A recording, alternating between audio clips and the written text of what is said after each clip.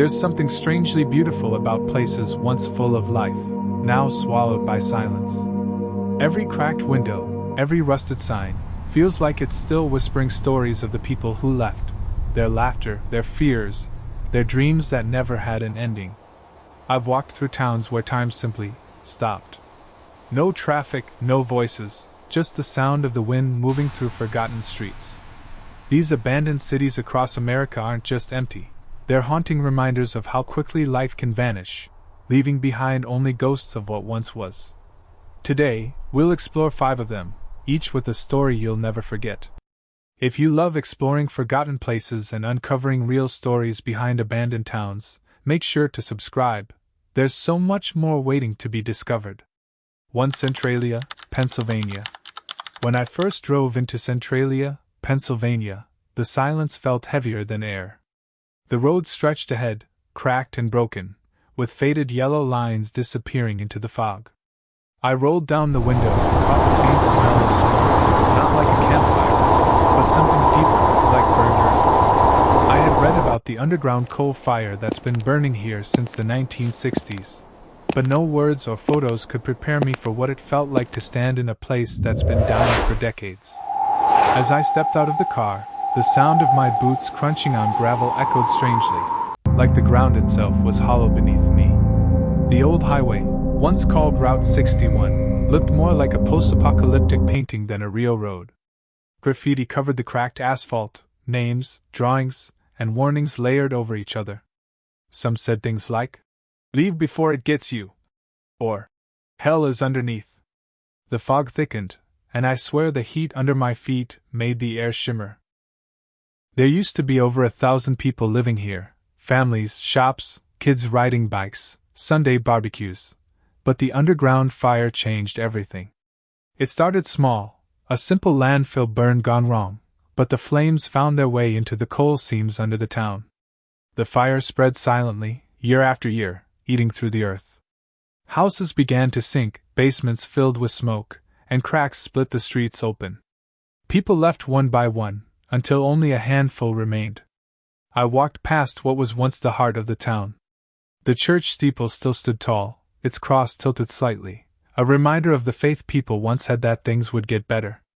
The school building was just a shell now, windows gone, rusted doors hanging loose, and vines crawling up its walls like they were trying to claim it back. There was no laughter, no voices. Only wind. For a moment, I imagined what it must have been like before the fire, when the streetlights still worked and the houses glowed warmly at night. But then the ground beneath me let out a faint hiss, and I saw thin wisps of smoke rising from a nearby crack. It was a quiet warning: this place isn't safe anymore. The earth was still burning below, just waiting to swallow another piece of what remained. Standing there, I felt something strange, a mix of sadness and awe. Centralia wasn't just a ghost town. It was a reminder of how fragile everything we build really is. A single mistake, one small fire, can destroy an entire world. Yet the few people who still live nearby refuse to forget. They say they stayed because this is home, fire or not. As I got back in my car and drove away, the fog swallowed the road behind me. The smoke faded from view, but the feeling didn't. Centralia stays with you, not just as a story of an abandoned place, but as a living scar on the land, quietly burning beneath the surface, just like the memories of the people who once called it home. 2. Bodie, California. When I first arrived in Bodie, California, the wind was the only thing that moved. It carried a dry, whispering sound that made the wooden walls of the old buildings creak, as if they were still trying to talk. The sun was setting behind the Sierra Nevada mountains, and the golden light made everything look frozen in time. I parked my car at the edge of the dirt road and started walking into the ghost town, where the silence felt so deep that even my footsteps sounded too loud. Everywhere I looked, there were pieces of lives left behind, rusted tools on a porch, a broken chair inside a saloon, dusty bottles still lined up on an old bar counter. It was hard to believe that over 100 years ago, this place was alive. People came here chasing gold and dreams. They built homes, schools, and churches. But as I walked through the abandoned streets, It was like the town itself was trying to tell me what happened after the gold disappeared, when greed, fires, and brutal winters turned Bodhi into a memory. I peeked through a window of a 2-story house. Inside, I saw a table still set with plates and cups, all covered in thick dust. It felt like the family who lived there just got up one day and never came back. The wallpaper was peeling, the wooden floor cracked, and the air smelled of age, that dry, bitter scent of forgotten things. For a second, I thought I heard footsteps upstairs. I froze. But it was only the wind pushing against the old walls again. Still, something about that moment made me feel like I wasn't alone. I walked toward what used to be the town's schoolhouse. The chalkboard was still there, faint letters scratched across it, maybe the last lesson ever written here. The desks were small, carved with initials from students long gone. I ran my hand over one of them and imagined a child sitting there, staring out the window, dreaming of a future that never came. It was such a strange feeling, standing in a place that was once full of laughter, now surrounded by nothing but echoes. As the sky turned darker, the town changed. Shadows stretched across the ground, and the sound of the wind became almost human. People say Bodhi is haunted, that some of the miners and families who lived here never truly left. And honestly, as I walked past the cemetery on the edge of town, I believed it. The graves were old, some names barely visible, but each one felt like it had a story buried with it, stories that the wind still tries to tell if you listen closely enough. When I finally turned to leave, I looked back one last time. The moonlight hit the windows of the old general store, and for a split second, it looked like someone was standing inside. Maybe it was a trick of the light. Or maybe Bodhi still remembers the people who built it, who lived and died chasing their dreams here. Either way, as I drove away down the dirt road, I couldn't shake the feeling that the ghosts of Bodhi were watching, not with anger, but with a quiet sadness, as if they were waiting for someone to remember them. 3 Rhyolite, Nevada. The first time I saw Rhyolite, Nevada, it felt like the desert had swallowed a dream and left only bones behind. The road leading there was long and empty, stretching through miles of sunburned sand and scattered rocks. By the time I reached the ghost town, the sun was sitting low, turning everything a dull orange, the color of time fading away. I parked near what used to be the main street, and the silence hit me so hard it felt alive. No birds, no wind, just the soft hum of heat rising from the ground. The first building I walked into was what remained of the old bank. The walls still stood tall, cracked and hollow, with no roof to protect them. I could almost picture the men in dusty suits and women in long dresses walking in and out more than a century ago, their voices echoing in the same spot where I stood. Now, only dust floated in the air, and every step I took stirred up a faint cloud, like I was disturbing something that didn't want to be touched.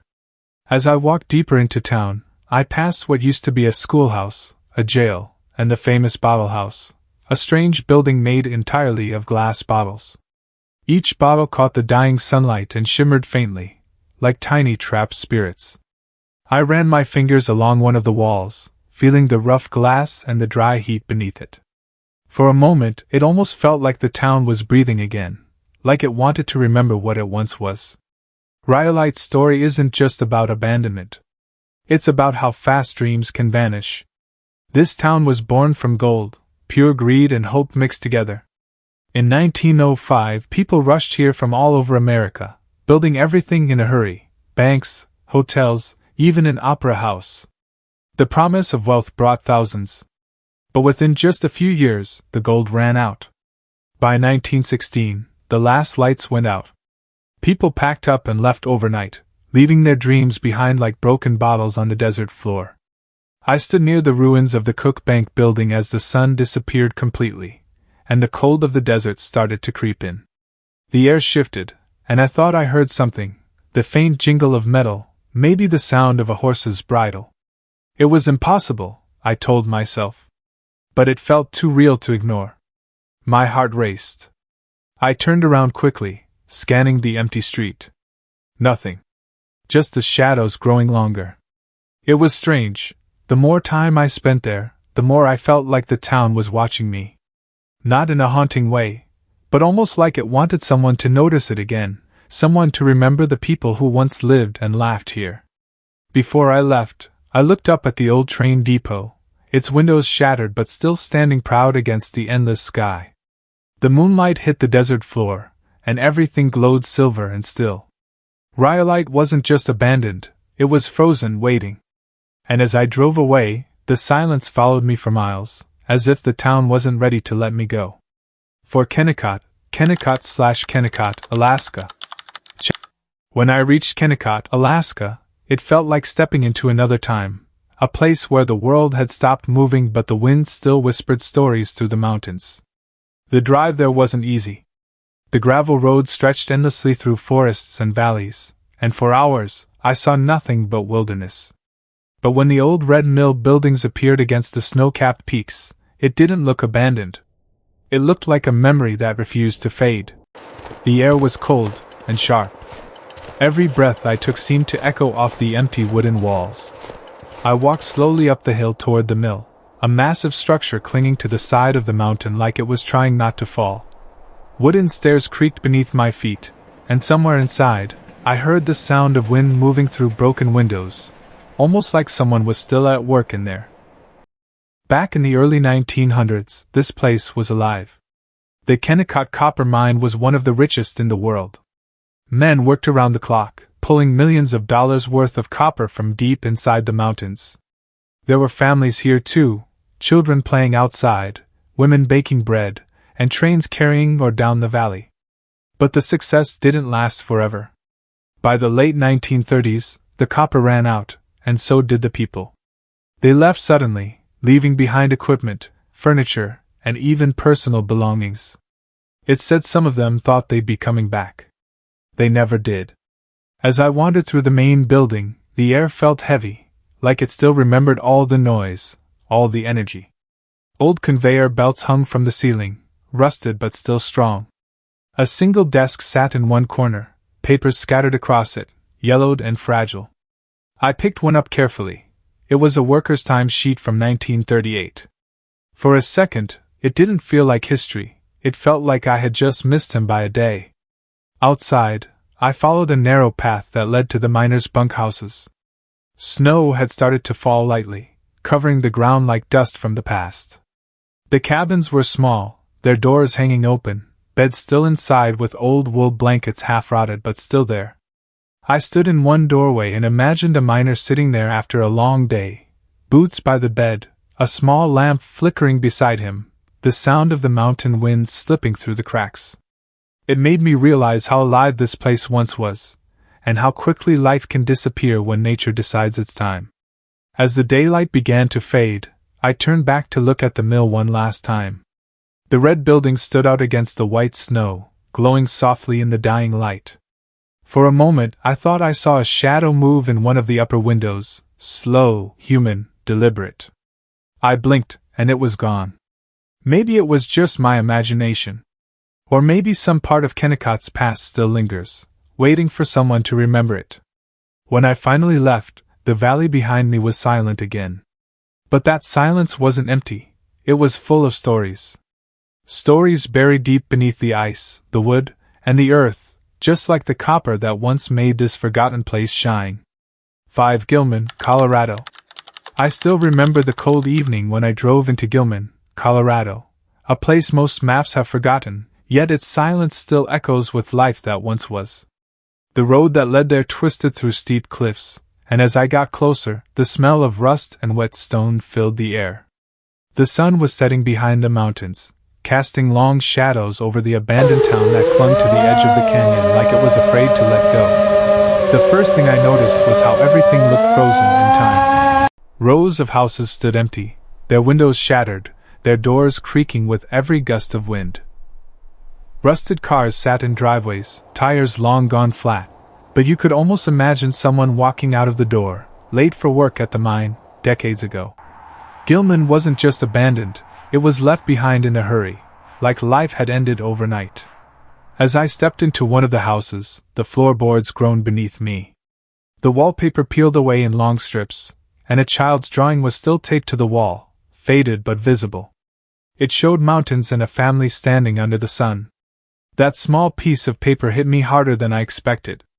I could almost hear the laughter of that child echoing in the empty rooms, now filled with nothing but dust and memories. I made my way toward the old Eagle mine, the heartbeat of Gilman.